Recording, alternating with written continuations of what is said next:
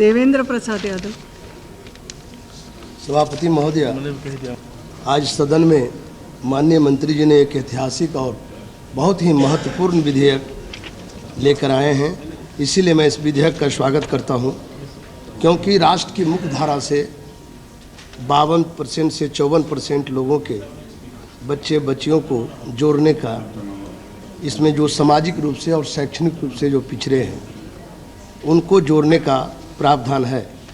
कुछ तकनीकी, आपको याद होगा महोदया, जब आप पिछली बार 25 अगस्त को जब यह बिल आया था, वही स्वरूप में आज भी प्रचारित कर दिया गया है। सर्कुलेशन ठीक है, लास्ट में 2 लाइन लगा के अभी दिया गया है कि डिलीट किया गया है।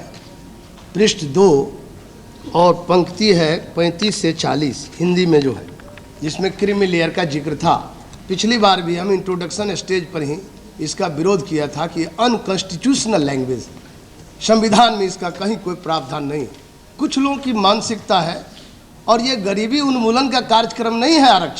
आरक्षण हमारा संवैधानिक अधिकार है, ये सोशल इशू है, ये इकोनॉमिक इशू नहीं है। कई लोग इसको दूसरे तरफ से बहस कर रहे हैं, क्योंकि एक से एक टैलेंट लोग इस देश में बुद्धि बेचकर इस देश को भी बेचना चाहते हैं। बुद्धि बेचते बेचते देश को ही ग्लोबलाइज, जिस न्यू इकोनॉमिक पॉलिसी की तरफ ले गए हैं। ठीक है, इंटरनेशनल फेनोमेनन है, लेकिन इसको बुद्धि बेच रहे हैं। सामाजिक मामले में न बेचे तो अच्छा है। इकोनॉमिक मामले में जितना बुद्धि लगाना हो, टैलेंट लगाना हो, प्रतिभा लगाना हो, लगाएं।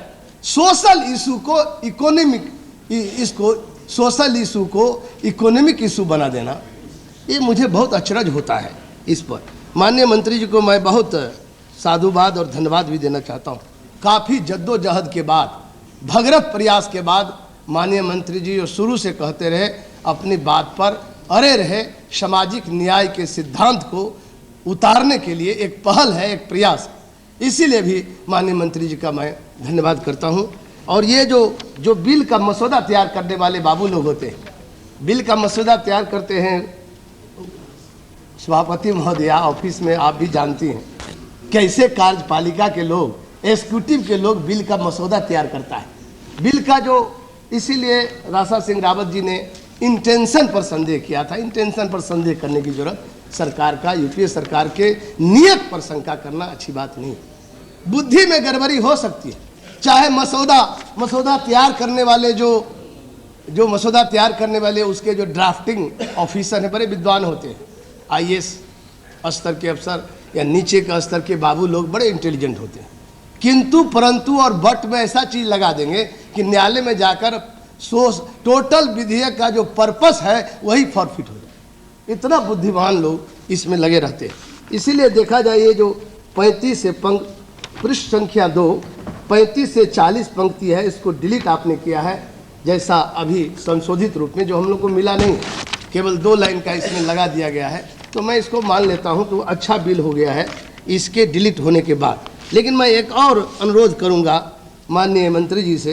ये इंग्लिश का जो ड्राफ्टिंग है, इसमें है बिल में, जो मूल फर्स्ट पृष्ठ पर ही है, to provide for the reservation in admission of the students belonging to the scheduled caste and scheduled tribe and the other backward classes of citizens to certain central education institution established, maintained or aided by the central government and for matters connected therewith or incidental thereto। ये जो certain है, इसका dot, benefit of dot उठाया जा सकता है। इसीलिए इस सर्टेन शब्द को, चूँकि हम लोग सत्ता पक्ष में हैं, इसीलिए मैं संशोधन नहीं दे सका मर्यादा के अनुसार, जो डिग्निटी है। लेकिन मैं माननीय मंत्री जी का ध्यान आकृष्ट करना चाहता हूं कि सर्टेन शब्द को डिलीट कर दिया जाए, विलोपित कर दिया जाए, इसको नहीं रखा जाए। सर्टेन का मतलब है फिर जिस इंस्टीट्यूशन में ये लागू होने जाएगा, वो इंस्टीट्यूशन के लोग कह सकते हैं कुछ संस्था में है, मेरी संस्था का नाम नहीं जिक्र है, क्योंकि यहाँ एक्सक्लूसन जो आया है सर्टेन को, मैं इसीलिए मैं निवेदन करूँगा कि सर्टेन शब्द को डिलीट कर दिया जाए।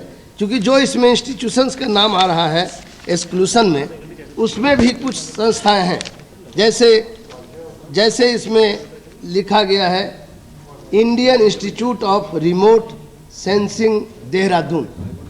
अब remote institute of remote sensing को एक्सक्लूड किया गया है, मैंने इसमें आरक्षण लागू इस संस्था में नहीं होगा। इसका हम ठीक से अर्थ नहीं समझ पा रहे हैं। इतना प्रतिभा नहीं है ओबीसी का कि डाटा इस इंस्टीट्यूट ऑफ रिमोट का काम भी नहीं कर सकते हैं, ये मुझे समझ के पड़े है। इसीलिए मैं समझता हूँ इसका जिक्र राशा सिंह रावत जी ने भी किया है, और मैं समझता हूँ सर्टेन शब्द का जिक्र थंग बालू साहब ने भी अपने भाषण के लास्ट में उन्होंने किया था। तो मैं समझता हूँ जिससे फिजिकल रिसर्च लेबोरेटरी अहमदाबाद, ये लेबोरेटरी के काम करने लायक भी ओबीसी के लोग नहीं हैं। ये लिस्ट जो तैयार किया है बाबू लोग, मैं इसीलिए शुरू में अध्यक्ष महोदय सभापति महोदया इस बात का जिक्र किया था। बाबू लोग अपनी मानसिकता से कुछ लिस्ट बना दिए और उसकी स्वीकृति हो गई है। इस पर गौर से विचार नहीं किया गया, गहराई से ध्यान नहीं दिया गया। जो काम कर सकते हैं ठीक है, कुछ ऐसे टेक्निकल बहुत अति संवेदनशील और टेक्निकल इंस्टीट्यूशंस हैं जिसमें बहुत ट्रेनिंग की जरूरत है, बहुत एक्सपर्टीज की जरूरत है, वो तो मानने लायक है। लेकिन टोटल एकदम अब रिसर्च इंस्टीट्यूट में भी लेबोरेटरी में नहीं रहेगा ओबीसी के लोग। Indian institute of remote sensing Dehradun में नहीं रहेगा। ये क्या हो रहा है? इसी तरह से नेशनल ये advance Jawaharlal Nehru centre for advance scientific research Bangalore, इस तरह की सूची मैं समझता हूँ जो एक्सक्लूड किया गया है, इस पर थोड़ा विचार करना चाहिए, इस पर एक संशोधन लाना चाहिए। जिसमें सक्षम है उसको नहीं हटाना चाहिए। जहाँ तक प्रतिभा का सवाल है तो प्रतिभा पर मैं इसीलिए चर्चा करना चाहता हूँ। डिप्टी स्पीकर साहब, उपाध्यक्ष महोदय, प्रतिभा कैसे मापा जाएगा, उसका क्या पैरामीटर होगा? टैलेंट्स का या प्रतिभा का जैसे एक्सक्लूड किया गया है।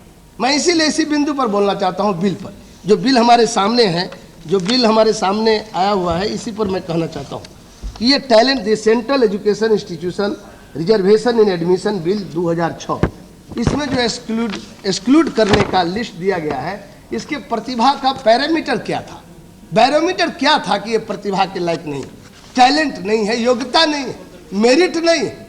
योग्यता कैसे मापा जाएगा? ये तो एडमिशन दाखिला का मामला है। हम याद दिलाना चाहते हैं उपाध्यक्ष महोदय, जब 1990 में, क्योंकि हिस्ट्री की तरफ थंग बालू जी ने थोड़ा इशारा किया था, जब 1990 में इसी सदन में मैं मेंबर था, उस समय भी 89 में, जब उसमें बीपी सिंह देश के प्रधानमंत्री थे। 7 अगस्त 1990 को यह केंद्रीय कानून बना था, कैबिनेट में पास होकर सदन में आया था। ये ओबीसी को reservation in service, higher services मतलब नौकरियों में, उच्च श्रेणी के नौकरियों में ओबीसी को 27% आरक्षण देने का प्रावधान और फैसला बीपी सिंह के जमाने में हुआ था। और जिस समय हुआ था उस समय बहुत सारा सवाल उठा था। मैं इसीलिए उसका जिक्र करना चाहता हूँ कि 1990 में जब जिक्र हुआ तो 1992 में फिर सुप्रीम कोर्ट चला गया। 2 साल तक लोग सड़क पर रिहर्सल करते रहे, कहीं आत्मदाह की लड़ाई होती रही। कुछ लोग, जो मैं समझता हूँ बहुत कम आबादी वाले लोग, जिनकी मानसिकता जो 1000 वर्षों से तो समाज में उनका अघोषित आरक्षण है ही, लेकिन देश के आज़ादी के 59 बरस बीतने के बाद भी जो अघोषित आरक्षण है उसका कभी अंदाज जायजा नहीं लगा गया। अघोषित आरक्षण का मतलब है अनडिक्लेयर रिजर्वेशन, जो डिक्लेयर नहीं है लेकिन पूरी तरह रिजर्वेशन है। हर मोर्चे पर रिजर्वेशन है। मैं शिक्षा पर रिजर्वेशन है, हिस्ट्री पर, इतिहास पर रिजर्वेशन है, एजुकेशन पर बने रिजर्वेशन है। सभी संस्था जो उच्च एजुकेशन इंस्टीट्यूशंस है उस पर पूरी तरह उनका वर्चस्व है, ये कब्जा है एक तरह से कहा जाए तो। अघोषित आरक्षण टूटने का जब खतरा होता है तो कुछ लोगों का दिल टूटने लगता है। 90 में भी दिल टूटा था। आज भी सुने हैं हॉस्पिटल में जो डॉक्टर नियुक्त है वो चला जाता है आत्महत्या करने। क्या हो रहा है? जो नया लड़का जिनको हिस्सा लेना हो वो लड़े रोड पर, तो एक बात समझ में आती है, जो डॉक्टर नियुक्त है ये अघोषित आरक्षण को खत्म नहीं हो देने के लिए, जो उनका मोनोपोली है उस मोनोपोली को खत्म नहीं हो देने के लिए राष्ट्र के मुख्य धारा से ओबीसी संवर्ग को, अन पिछड़े वर्ग को जो 54% होगा। तो अब क्या किया है, नया नया स्टैटिस्टिक्स, मैं इसलिए बुद्धि वाला पर ही आज बोलूंगा। नया नया बुद्धि वाले लोग आ गए हैं देश में। नया एनएसएस निकाल दिया अखबार में, अध्यक्ष उपाध्यक्ष महोदय, मैंने हिंदू अथी में देखा था, इंडियन एक्सप्रेस में, कि नहीं संख्या घट गया ओबीसी, संख्या घटा दिया। जब यह लड़ाई शुरू होता है अधिकार देने का, ओबीसी को मुख्य धारा में जोड़ने का, तो स्टैटिक्स को घटा देता है। एक बार ये प्रयोग हुआ था 2000 में बीपीएल का, जब 1996 में उपाध्यक्ष महोदय, मैं इस देश में फूड मिनिस्टर था, कैबिनेट मिनिस्टर। उस समय एक स्टैटिक्स एनएसएस प्लानिंग कमीशन के द्वारा एक बीपीएल का एस्टीमेट लाया गया। चूँकि बीपीएल का एस्टीमेट फूड मिनिस्ट्री नहीं दे सकता है, प्लानिंग कमीशन दिया। उस समय उपाध्यक्ष थे प्लानिंग कमीशन के मधु दंडवते साहब, उस गरीब के बहुत बड़े हिमायती और समाजवादी नेता रहे हैं। उन्होंने जब स्टैटिक्स दिया तो यहाँ इतना बढ़िया काम हुआ डाटा का काम कि 2001 में स्टैटिक्स ही घटा दिया, कहा 16% अब है बीपीएल। मतलब जो 35.95% था, 36% गरीबी रेखा के नीचे लोग रह रहे थे, उस स्टैटिक्स को घटा के 26% कर दिया। अभी 26% चल रहा है, स्टैटिक्स वही चल रहा है प्लानिंग कमीशन वाला। गरीब का संख्या घटा दिया।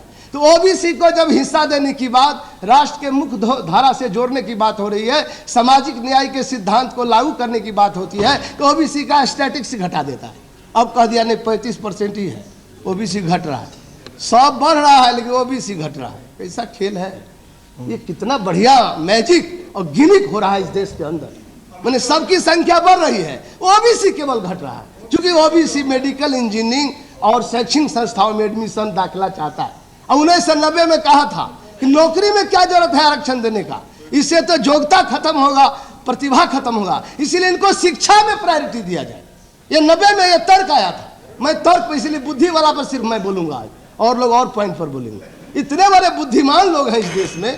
जो उपाध्यक्ष महोदय बड़ा सोशल भी काफी हो गया मेरे पास नेता, मैं बैठ बीच में टोका जाएगा तो मैं नहीं बोल पाऊंगा। ये विषय दूसरा है, थोड़ा मेरे पार्टी का तो ऐसे भी तो टाइम होगा, 4 घंटे का बहस है। मेरा 24-25 मेंबर है उपाध्यक्ष महोदय। ऐसे विषयों पर ये विषय कभी कभी सोशल सब्जेक्ट को 10 मिनट मिले हैं सारे जी, तो मेरा अभी भी टाइम होगा 3-4 मिनट, पार्टी का ही टाइम होगा, और आपकी कृपा हो जाएगी तो और 1-2 मिनट टाइम दे।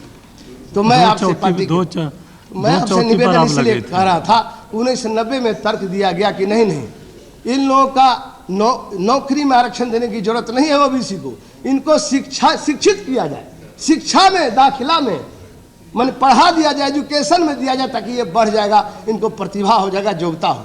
अब जब दाखिला का सवाल आ रहा है तो आत्महत्या हो रहा है। ये कहाँ जाए लोग?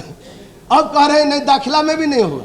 मैं कहता हूँ एडमिशन इंजीनियरिंग में, मेडिकल कॉलेज में, ठीक है, माननीय मंत्री जी ने काफ़ी प्रयास किया है, बिल लाया है, एडमिशन हो जाएगा। 4 साल में प्रोफेसर तुम लोग हो, काट कर उसको डिमेरिट कर दो, फेल कर दो, ये तो तुम्हारे हाथ में। अभी चिंता क्यों करते हो? क्यों इस तरह से सीट घटाने में लगे हुए, ओबीसी का स्टैटिक्स घटाने में 35% में लगे हो? 4 साल में प्रोफेसर तुम ही इवैल्यूएशन करोगे, तुम्हारे हाथ में उसका मेरिट देना है। प्रैक्टिकल में फेल कर दो, कहीं मोरल में फेल कर दो, कहीं थ्योरी में फेल कर देना, तो वो तो फेल नहीं करेगा, मेरिट नहीं होगा। डरते क्यों? दाखिला में क्यों डर रहे हो? एडमिशन में, ओबीसी के एडमिशन में आयरन फिल्टर गेट क्यों लगाने चाहते हो क्रीमी लेयर के नाम पर? क्रीमी लेयर उपाध्यक्ष महोदय, दूध आया नहीं, एडमिशन हुआ नहीं, अभी एक क्रीमी लेयर का बहस हो रहा है। इस देश में गजब बहस होता है।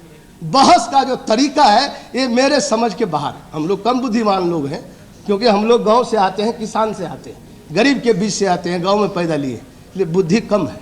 ये बड़े बुद्धि वाले लोग क्रीमी लेयर का इतना आजकल बहस कर रहा है, तो क्रीमी लेयर का बहस बहुत करते हैं, तो जरा वुमेन बिल में भी क्रीमी लेयर लगा दीजिए, हो जाए फैसला। क्यों नहीं लगाते हैं? एक तरह का मापदंड रखिए।